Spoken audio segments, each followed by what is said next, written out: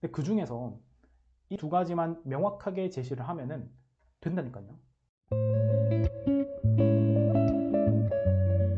자, 원장님들 반갑습니다. 오늘은 원장님이 반드시 갖고 있어야 하는 능력 한 가지에 대해서 한번 알아보도록 하겠습니다. 자, 특히 초보, 이제 시작하는 분들은 이 능력을 반드시 갖고 있어야 됩니다. 이게 뭔지 바로 보면은 수업 능력, 그 다음에 상담 능력, 강사 다루는 능력, 뭐 여러 가지가 있죠. 다 중요합니다. 다 중요하지만 이것보다도 훨씬 더 중요한 것이 있습니다. 특히 지금 이제 막 개원하신 분들은 완전 극공감을 하실 텐데요. 이게 뭐냐면 바로 원생 모집 능력입니다. 그러니까 고객을 모집하는 능력인 거죠. 자, 이게 정말로 중요하거든요. 그러니까 아무리 잘 가르친다 하더라도 일단 학생이 와야 될 거 아니에요. 그래야 학원이 운영이 되는 거죠. 그래서 보면은, 그런데 안타깝게도 아직까지도 열심히 잘 가르치면은 입소문이 날 거다 라고 생각하시는 분들이 너무 많습니다. 이게 몰라서 그런 건지, 아니면 고객을 모집하는데 이제 마케팅 능력이나 이런 게 부족하고 배우기 힘들어서 이렇게 자기 합리화를 하는 건지는 잘 모르겠으나 아직도 이렇게 생각하시는 분들이 너무 많습니다. 하지만 제가 항상 강조드리는 게 있죠. 바로 열심히, 그리고 잘 가르치는 것은 기본입니다. 기본. 그러니까 당연히 잘 가르치고 당연히 열심히 해야 돼요. 이건 너무 기본인 거고. 자, 그런데 가끔씩 이제 댓글이나 이런 데 보면은 제가 지우긴 하지만 이제 하는 말이겠죠. 잘 못 가르치니까 광고나 홍보나 이런 블로그 이런 데다가 의존을 한다라고 하는 분들이 아주 가끔 있습니다. 자, 그런데 이제 제가 이제 그런 분들에게 얘기를 좀 하고자 하는 것은, 저는 다른 분들보다 훨씬 더 잘 가르친다, 이건 아니지만 제가 다른 분보다 못 가르친다고는 절대 생각하지 않거든요. 그래서 열심히 잘 가르치는 것은 그냥 기본이다. 기본. 이해되시죠? 자, 그래서 그러면 무엇이 필요하냐, 어떤 능력이 필요한지를 보면은, 자, 그리고 제가 이제 가끔씩 컨설팅을 하다 보면은 정말 정말 잘 가르치고 열심히 하는 분들이 계세요. 그리고 그런 분들과 연락을 가끔 하고 소통을 하는데 제가 배울 점도 정말로 많습니다. 근데 그런 분들도 운영이 잘 안 되는 곳이 많습니다. 생각보다 정말로 많아요. 그래서 아니, 이렇게 열심히 하고 이렇게 잘 가르치는데도 운영이 잘 안 되는구나. 근데 이제 그런 분들을 보면은 네이버 플레이스도 안 되어 있고 블로그도 안 되어 있고 뭐 여러 가지가 있는 거죠. 자, 그래서 보면, 자, 그러면 모집 능력이라는 게 뭐냐? 모집 능력이라는 게 뭐냐?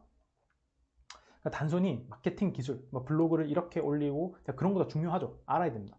알아야 되지만 뭐 인스타를 어떻게 올리고 중요하지만 그것보다도 훨씬 더 중요한 것은 뭐냐면 마케팅 자체에 대한 이해도가 어느 정도 있어야 돼요. 자, 그러니까 좀 더 이제 디테일하게 들어가면, 저도 그렇고 어떤 강의를 봤을 때 저 사람이 왜 블로그를 하라고 할까? 왜 상담하라고 할 때는 이런 말을 하라고 할지를 고민을 해 보시고 그거에 대한 의도 파악을 하셔야 돼요. 의도 파악을 하셔야 돼요. 자, 보면은, 자, 제가 블로그 소재에서 원장님이 하고 싶은 말이 아닌 상대가 원하는 글을 써라 얘기를 가끔씩 합니다. 자, 그러면 이제 원장님께서 고민을 해보는 거죠. 그러면 상대가 원하는 글이라는 게 뭐지? 그리고 그런 글을 왜 쓰라고 하는 거지? 고민을 해보셔야 돼요.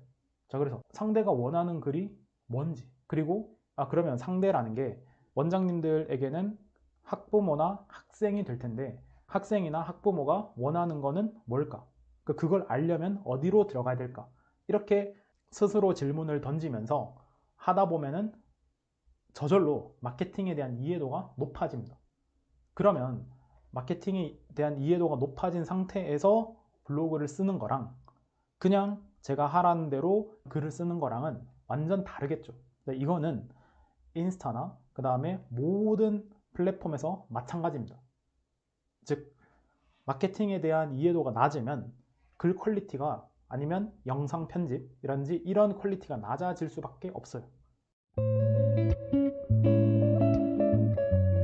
자, 그래서 이렇게 질문을 물고 물고 하다 보면, 학부모가 궁금해하는 것은 어디로 가야 되지?